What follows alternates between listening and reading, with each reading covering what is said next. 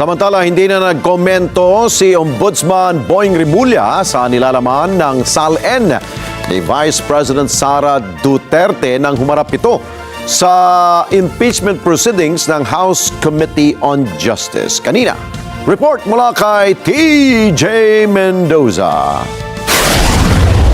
Tikom ang bibig ni Ombudsman Jesus Crispin Boying Rimulya sa Statement of Assets, Liabilities and Net Worth o SALN ni Vice President Sara Duterte.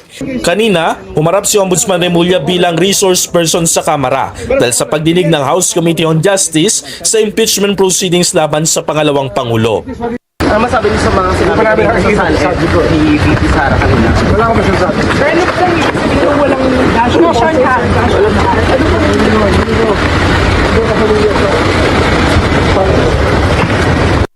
Ibinigay nito ang mga SALN ni VP Sara mula sa mga taong 2007 hanggang 2010, habang Vice Mayor pa ang nakababatang Duterte.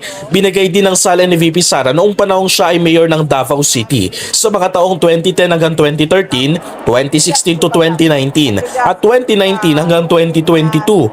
Sa pagdinig, inisa-isa mga nilalaman ng SALN ng pangalawang Pangulo. Kung mapapansin ninyo, ang pag-uusapan natin ngayon, mga numero. SALN, tax records from BIR, reports from AMLC.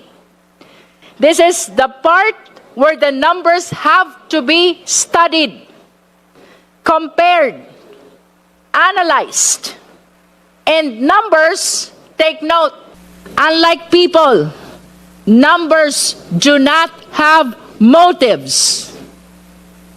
Numbers do not lie. Una nang iginiit ng kampo ng pangalawang Pangulo na fishing expedition ang ginagawang pagdinig sa Kamara para makapaganap ng mga umano'y ebidensya laban kay VP Sara. TJ Mendoza para sa Mata ng Agila. Matatag, matapang, matapat.